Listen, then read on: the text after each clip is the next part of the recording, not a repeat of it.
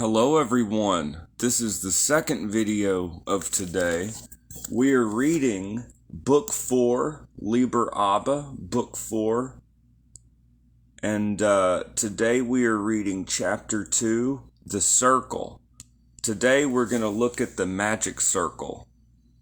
Okay, we're going to look at the Magic Circle. So here we go. Chapter 2, The Circle. Alright. The circle announces the nature of the great work. The circle announces the nature of the great work.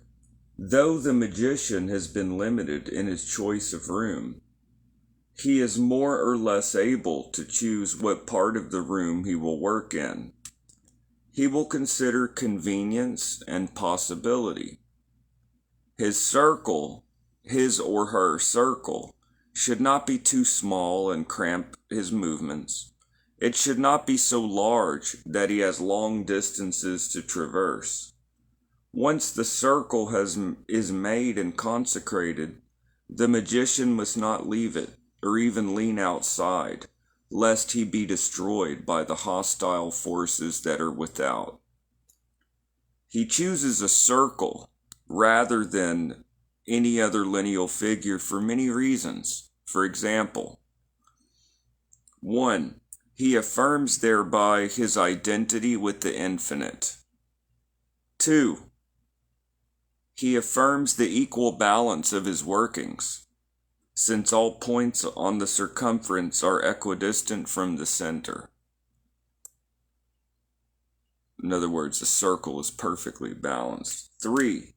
He affirms the limitation implied by his devotion to the great work. He no longer wanders about aimlessly in the world.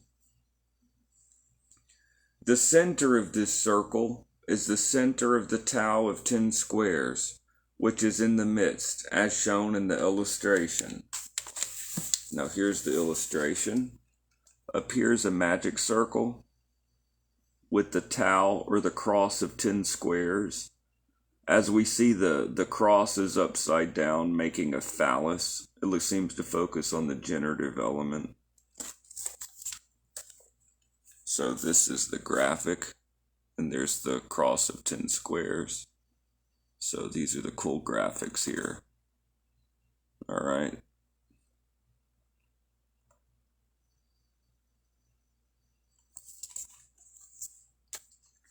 The center of this circle is the center of the Tau of 10 squares. Okay. The center of this circle is the center of the Tau of 10 squares, which is in the midst, as shown in the illustration. The Tau and the circle together make one form of the rosy cross. The uniting of subject and object, which is the great work. So the rose cross is also the uniting of subject and object, which is the great work, and which is symbolized sometimes as the cross and circle, sometimes as the linga yoni, or male-female combined, sometimes as the ankh or the crux ansata, or the ankh, sometimes by the spire and nave of a church or temple. So sometimes by the spire or nave of a church or temple, and sometimes as a marriage feast, as a mystic marriage, spiritual marriage, chemical nuptials, and in 100 other ways. Whatever the form chosen, it is the symbol of the great work. This marriage, this place of his working, therefore, declares the nature and object of his work. So this place of his working, therefore, declares the nature and object of the work. Those persons who have supposed that the use of these symbols implied worship of the generative organs, merely attributed to the sages of every time and country minds of a caliber equal to their own. The Tau is composed of 10 squares for the 10 Sephirot. And then the footnote says, The 10 Sephiroth are the 10 units, and one system of classification, C777. These are so arranged, and various ideas are so attributed to them, that they have been made to mean anything. The more you know, the more these numbers mean to you. See Appendix 5. So, the Tau is composed of 10 squares for the 10 Sephiroth.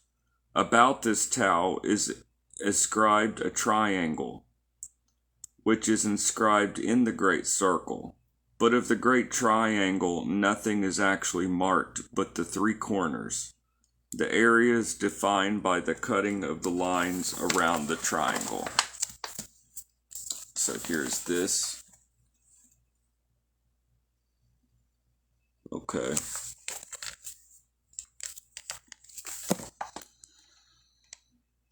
This triangle is only visible in the parts which are common to 2 of the lines. They have therefore the shape of the diamond.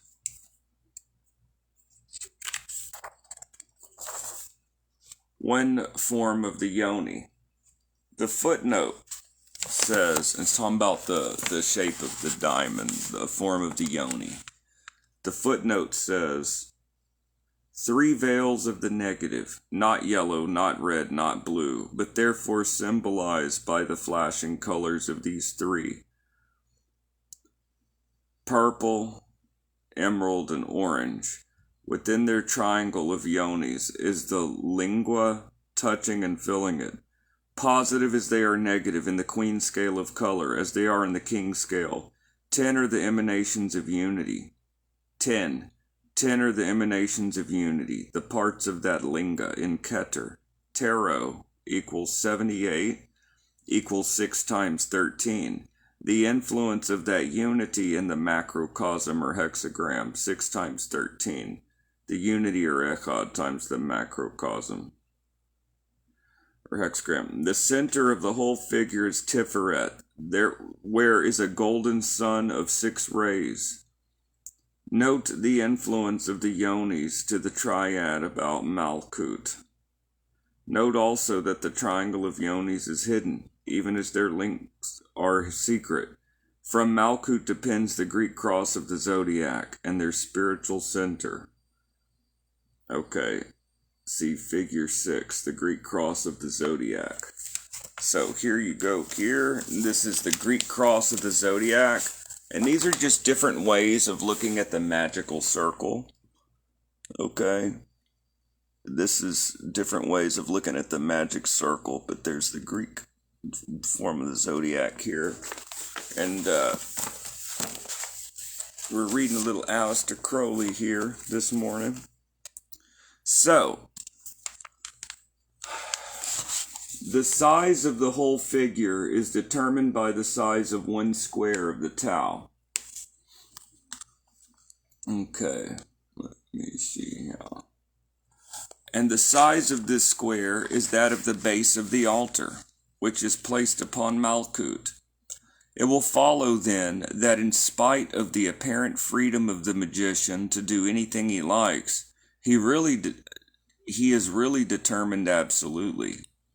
For the altar must have a base proportionate to its height, and as that height must be convenient for the magician, the size of the whole will depend upon his own stature. It is easy to draw several moral lessons from these considerations. We will merely indicate this one, that the scope of any man's work depends upon his own original genius. Even the size of the weapons must be determined by necessary proportion. The exception to this rule are the lamp, which hangs from the roof, above the center of the circle, above the square of Tiferet, and the oil whose phial is so small that it will suit any altar. On the circle are inscribed the names of God. The circle is of green, and the names are in flaming vermilion, or red, of the same color as the Tau. Without the circle are 9 pentagrams equidistant. So without the circle are 9 pentagrams equidistant. And now it's talking about the spirits around, or I almost said the spirits, the lamps around the circle. So these are the lamps. See these pentagrams around the circle? These are pentagrams marked, each one has a candle in it. So around the circle, around the perimeter of the circle are the candles. Okay? So now we're going to get to this, the candles. Some magicians prefer 7 lamps, like the 7 lamps that represent the spirits of God. Some magicians prefer 7 lamps for the 7 spirits of God that are before the throne. Each stands in a heptagram. That's in the book of Revelations. Some magicians prefer 7 lamps for the 7 spirits of God that are before the throne, or in the 7 planets. 7 days a week. Each stands in a heptagram, and in each angle of the heptagram is a letter, so that the 7 names, see Liber 84, are spelled out. But this is a rather different symbolism. Of course, in ordinary specialized working, the number of lamps depends upon the nature of the work. For example, 3 for works of Saturn, 8 for works of Mercury, and so on. So the lamps, the number of candles around the circle, can depend on the symbolic number of the planet, like 4 for Jupiter, or 5 for Mars, 6 for the Sun, 7 for Venus, 8 for Mercury, 9 for the Moon, 3 for Saturn. Okay. So, on the circle are inscribed the names of God. The circle is of green, and the names are in flaming vermilion, of the same color as the Tau, so red. Within the circle are 9 pentagrams equidistant, in the center of each which burns a small lamp. These lamps around the circle are the fortresses upon the frontiers of the abyss. See the 11th Aether, Liber 418.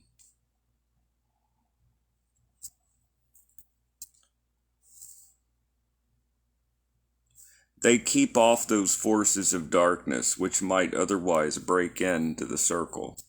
The names of God form a further protection. The names of God form a further protection. The magician may consider what names he will use, but each name should in some way symbolize this work in its method and accomplishment. It is necessary here to enter into this subject fully. The discovery or construction of the suitable names might occupy the most learned Kabbalist for many years. These 9 lamps were originally candles made of human fat, the fat of enemies slain by the magician. So here's Crowley being, or air. This is Crowley being the way he, his edginess. These 9 lamps were originally candles made of human fat, the fat of enemies slain by the magician.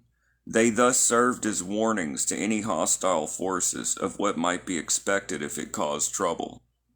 So the candles can be made of human fat. It says here, of sometimes of birth-strangled babes, i.e. of thoughts slain, ere they could arise into the consciousness. So the thoughts, slaying your own thoughts. Let me see here.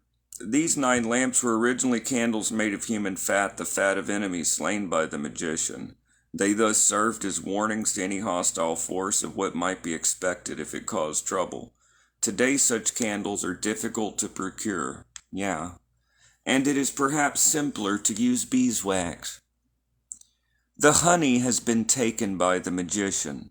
Nothing is left of the toil of all those hosts of bees, but the mere shell, the fuel of light. This beeswax is all used in the construction of the pentacle, and this forms a link between the 2 symbols. The pentacle is the food of the magus, and some of it he gives up in order to give light to that which is without.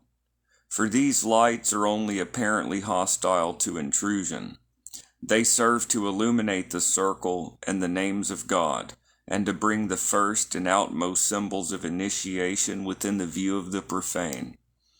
These candles stand upon pentagrams, which symbolize Gebera, severity, and give protection, but also represent the microcosm, the four elements crowned by spirit, the will of man, perfected in its aspiration to the higher.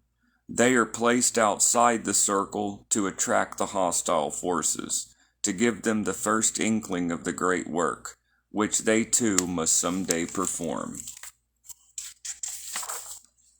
And that is the end of the chapter, and that is on the magic circle.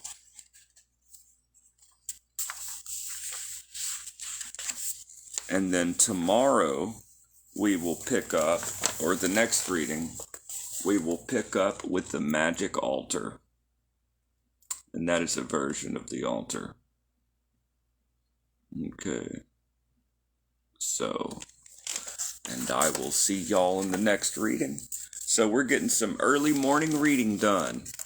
And there's going to be more videos out for y'all today. So once again, that is us continuing our reading of Liber Abba, or Book 4.